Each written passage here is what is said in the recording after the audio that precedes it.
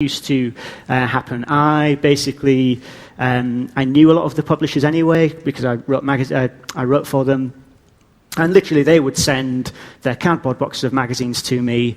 I would print out letters. You can just see a letter in the top right there, kind of explaining to people why I chose that month's magazine. I'd print out the address labels, pack it all up. And to begin with, I'd take it down to the post office, and the post office hated me because post offices are not meant to be dealing with stuff like this. But then kind of bit by bit, as time went by, I kind of got more professional with it, realized that, you can print your own postage and you can pay £12.50 and the post office will come to you. So the postman comes to the door, and then kind of realized after that, you could use a mailing house. And then, that my flat used to, for 2 weeks of the month, would just stink of magazines. And you get people doing that thing of they open a magazine, they go, it's a beautiful thing. But when you can't smell anything else in your house for 2 weeks, it's not a beautiful thing. You wake up with headaches.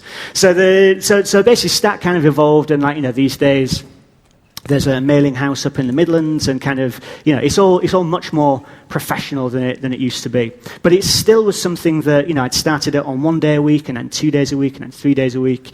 And I finally last year took the leap and said, okay, I'm going to do this. I need to do it properly and go full-time and professionalise. And so as part of that, we had a relaunch of the site and a redesign. And I really spent a lot of time working with very clever web people, figuring out why should someone subscribe to Stack. Because when someone comes to a website, you've got such a small amount of time to tell them what you do and persuade them it's a good idea. So when you go to the Stack subscribe page, these graphics kind of run in a line down. The page is sort of my persuader page. So you start at the top and you get these things, and then you go down a bit further and you get some nice things people have said on Twitter, and then you go down a bit further and you get some nice things that Jeremy's said, and so it's all kind of pushing people towards subscribing. But so within this there are some pretty obvious ones. So read more, obviously. If you subscribe to Stack, you're going to get a magazine every month. You'll read more. Improve your mail, again, obviously. So, people don't like getting bills all the time. So Stack is something that plops through your door, and you've got something nice and fun to read. Save money is obviously a big one. Basically, the way that I work with Stack, I work about 6 months ahead of time. And so that means that I can speak to the publishers and say to them, okay, so in August, I'm going to want approximately 3,500 copies of the magazine. Now, for a lot of these publishers, they might only be printing 2,000 or 3,000. So for that one run, they're doubling the run that's going out. So by treating that extra Stack amount as a run-on, because it's guaranteed, there's no sale or return or anything like that, they're able to bring the unit cost of that run-on right down. Literally to pence in a lot of cases. So basically that means that I'm able to get the magazines way cheaper than anyone else can get them, and I'm able to pass that on to Stack subscribers. So, for most of these magazines in the UK are kind of around the £10 mark. In the UK, it's £5.50, so almost half price. In Europe, I can't remember off the top of my head what the monthly price is, but it's a good deal. Stay inspired. You get lots of kind of creative agencies and universities and places like that using Stack because it's a good way to see new stuff. But it's this one at the end that really has resonated with people, and it's completely by accident. So I've picked on Amazon for defeat the Amazon algorithm, and that's because, literally years ago, I bought my little sister Sylvanian Families set, and I still get emails from Amazon to tell me that the Badger family have got a new car. I don't care. It's not me. I'm not into Sylvanian families, but Amazon tries to guess at the sort of things that it thinks I like. Google do the same thing. So whenever you do a Google search, Google will guess at the sort of things that it thinks that you like. I do the same thing to myself in social media. So if you looked at my Instagram account, you would think that everybody in the world is making independent magazines because that's what I'm into. So we have this illusion that because we live in the age of the web, in this digital time, our horizons have never been broader, when actually we narrow our horizons the whole time. So we're seeing less and less and less things. Stack completely blows that open. The people often say to me, well, can I subscribe to a type of stack for sports and going out and something else? No, Stack does not care what you're interested in. I care about sending out the best, just the best magazines, because that's the way that you can guarantee that even if I send out a cycling magazine and you really don't like cycling, you will find something in that magazine that resonates with you. There'll be something in the care taken over it, the beauty, the attention to detail. At the same time, I also realized that I spend my entire life doing stuff like this, coming and trying to persuade people that they should subscribe to Stack. And then when they subscribe to Stack, they got this nasty little letter from the subs agency that I use, just kind of saying, you have subscribed.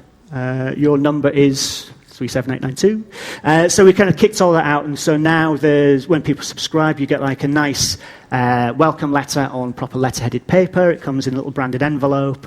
You get a little welcome card that comes with it. You get some stickers, because Apple do that. And so if Apple send you stickers, that must be right.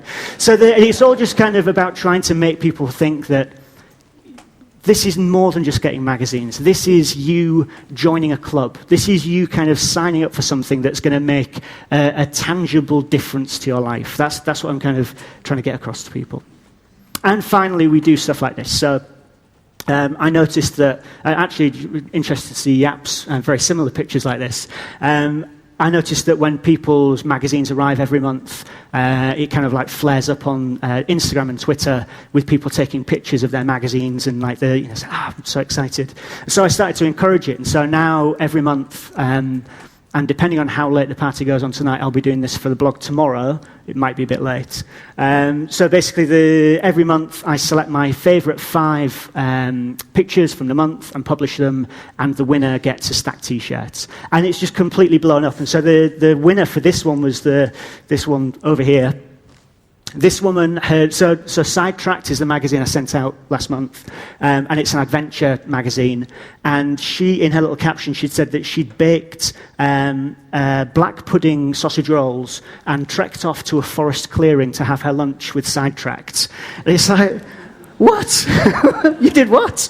Or this guy down here sort of like tweeted saying, thank God Stack's here in time to help me through the hangover. And then this one up here was saying, oh, good, Sidetracked. I've just been out for a 10-mile run, and now I'm drinking my smoothie, and I'm going to read Sidetracked. So it's like the people with such different lives that this is kind of fitting into. And I find that so exciting. I absolutely love it. So this is something that, it's exciting for me, but obviously it's helping to kind of like promote the service and promote the excitement of it. And again, make people feel that they belong to something.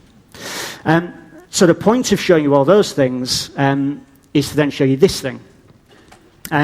This graph is rare for 2 reasons.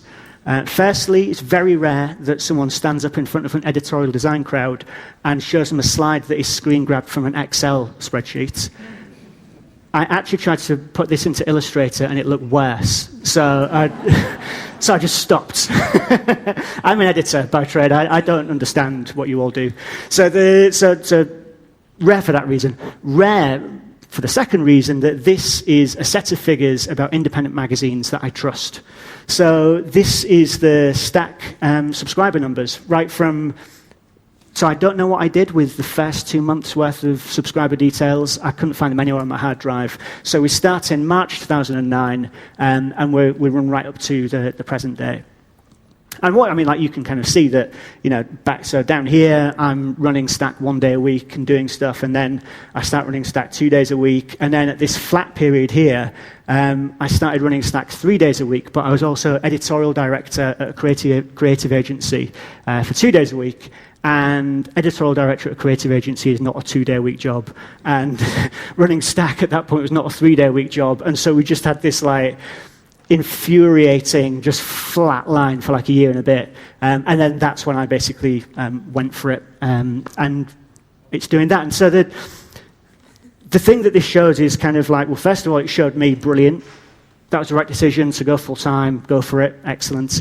But also, I think this basically shows Stack riding that wave that I talked about earlier. This is the wave of independent magazines.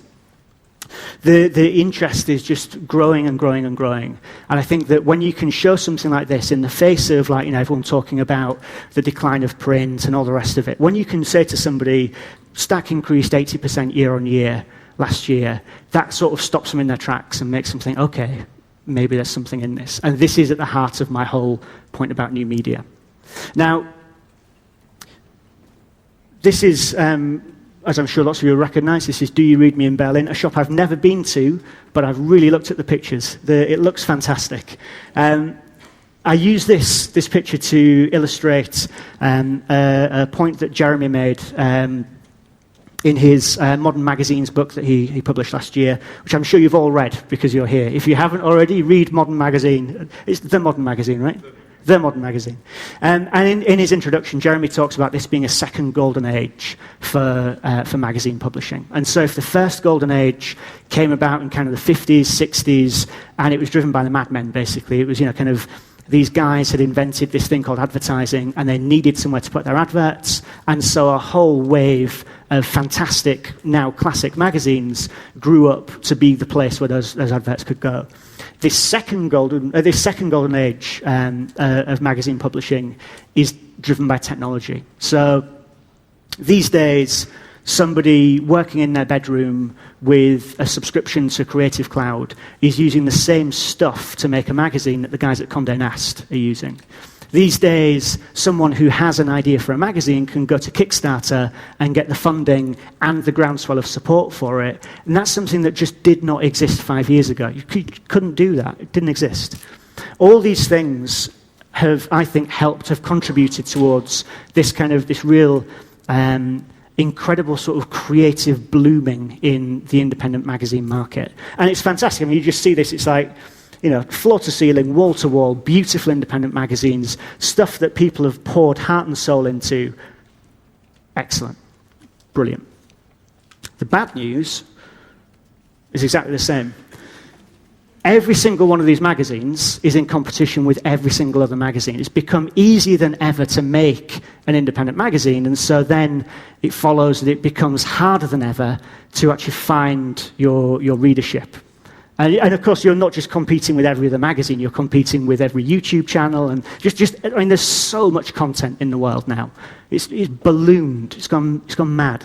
And so to actually sort of like stake your claim to someone's time has become harder than ever. Also, these magazines have all had to actually physically get to this place. And this is a distribution point I mentioned earlier. So, you've got these people working in this amazingly exciting 21st century way. They might be working in different countries from each other. Editors in, like, sort of the US, the designers over here, like, they're using Dropbox, they're putting something together. They're using this, like, cloud-based design software. It's amazing. That didn't exist a couple of years ago. They even go to a printer, and the printer's technologies have changed amazingly. So now you can print way smaller runs than you used to be able to do. All this stuff, technology's thrust it forward, and then you're left with several boxes of magazines that you have to somehow get out to people. So whereas all media's been disrupted, but for example, YouTube and Vimeo have come along and given people making film and TV another distribution network. The same hasn't happened for magazines. You still have these physical things that you have to move around the place. So that, for me, that's kind of the bad news side of this. But of course, that's not really the bad news, because the really bad news is that most magazine shops don't look like that. They look like that. We all know this. Actually, and I should say, I'm speaking from a British point of view. I understand that it's slightly different here in Germany. But still, the position there goes to the highest bidder. It doesn't go to the most exciting, most creative magazine. I always feel really bad for these ones here, which I think it might be Red or Easy Living. And you can just imagine that somewhere there's a team who've sat down and gone, come on guys, we can do this. We're going to make this issue the best yet. This is going to be the one that Cover Junkie puts on the site. This is going to be amazing. We're going to get it out there, and someone puts a strip of wet wipes in front of it, and it may as well not be there. So this is what magazine publishers are battling against. And for the independents, it just doesn't work. You may well, in fact, I know that on there's Little White Lies, Huck is on there. they may as well not be there, because when they're not given the space and the kind of respect that they need, they just blend in and they look like everything else. And that's because, for me, when I think of independent magazines, I think of this. I think of this bunch of beautifully crafted freaks and weirdos that have like somehow made it out into the world, and like some big ones, some little ones, and some geeky ones, and there's some cool ones. There's some that you just don't know honestly what they're trying to do, but they're great, brilliant, excellent.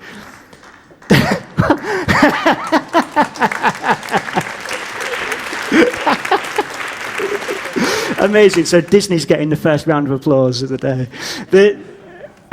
This is what I think of with these magazines, and this is the way that we need to approach them. We need to recognize the amazing variety and color and difference that's in there, and come up with ways of distributing them that respects that and plays to it, and I think it's possible. So just to run you through a few of the magazines, so the rest of my time is going to be on that. This is a magazine called Perdiz. It's published in Spain. It's in Spanish and English. We sent this out on Stack last summer, and it's one of the ones that consistently, like time after time, people keep saying to me, "Oh my God, that was the best thing that I read last year." It's a magazine all about happiness. So it's not just like the happiness issue. The entire magazine is built around happiness. And that kind of sounds a bit sappy when you say it like that, but this, for example, is a story about a woman in Iceland who believes in fairies, and this is a picture of her hugging a fairy. And this is kind of like where her happiness comes from. This is her thing. This is a spread about the kind of, the tingly feeling you get when and there's a word for it, but I can't remember it. There's just sort of like the tingly feeling you get when there's like this immense thrill of happiness. It's a story on that. I mean, just so commercially unfeasible. Like you could not take this to the board of a big publishing company and say, "Come on, guys, we want to make this magazine all about happiness. It's going to have, you can't really see it here, but it's going to have this amazing like kind of glittery foil on the masthead on there. It's going to be open bound on the side, so it'll open out really flat like this. It's going to be a beautiful thing." Wouldn't fly. But the fact is that this new breed of publisher is coming through with the tools at their disposal to actually make that happen. And so now these magazines exist. This is kind of the opposite end of the spectrum. So this is Works That Work. She's published in the Netherlands. And it's a magazine of unexpected creativity. So this is kind of Peter, who publishes this magazine, speaks about it as almost an anti-design magazine, because it's a design magazine, but it's interested in the kind of solutions that people come up with to make their day-to-day lives a bit better. And so, for example, you get it's an amazing story in the current issue on the siege of Sarajevo, and this is a story that we're all familiar with. We know the basics of what happened. The city was under siege for 5 years. It's terrible, terrible stuff. But actually, then they go into the things that people salvaged and made for themselves, and so they've got pictures of the stoves that people made out of tin cans and stuff, and you've got pictures of like periscopes and wirelesses and all these kind of amazing pieces of like human ingenuity that come together. And it tells a story in a completely different way that you've never seen before. It makes you think about it in a way you've never seen before. And the thing is that Peter, behind the magazine, doesn't just write stories about this stuff, doesn't just edit stories about this stuff. The magazine actually is an example of what it is. So he started the magazine and knew from the outset that magazines traditionally are funded by advertising. That doesn't work when you're making a small magazine. So everything for him is on the cover price. He knows that a huge amount of the expense of making magazines goes into distribution. So he set up a social distribution system whereby readers and fans can go and pick up copies of the magazine and take it away with them when they're going somewhere. And then that's how the magazine gets around the world. I saw him in Amsterdam last month, and he was meeting someone, I think, from Libya that day, and they were like sort of going to take a bundle of magazines off to Libya to distribute for him. He makes fantastic stuff like this. So the costs of making a magazine, you can see distribution, 45% cut out of the cost of making a magazine. So because he's thinking again about what it is to make a magazine, he's doing it in a completely different way to what's gone before. And I find that incredibly exciting. Brewster is a magazine from Australia, and And this is just like, it's one of those beautiful concepts that blew my mind when I saw it. So this is a travel magazine, but it doesn't just travel in space, it travels in time. So the guys who set it up work for like a mainstream publisher in Australia, and they were doing a story on this trail in New Zealand. So the first issue was set in New Zealand, and it was like the centenary of the trail, and so they were going back and finding archive imagery. And they found these old stereoscopic images, and the stereoscope was the world's first portable 3D viewing device. That's cool. I'm totally fine with 5 minutes. No problem.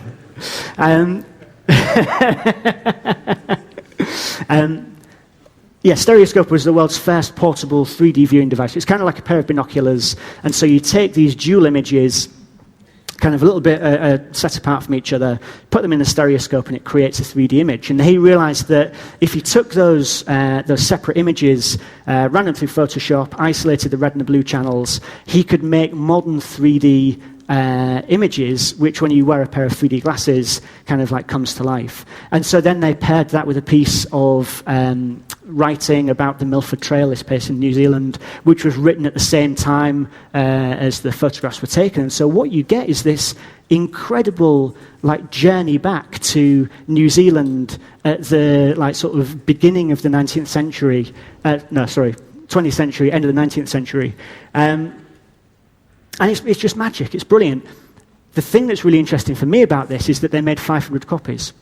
This is something that, you know, it's zine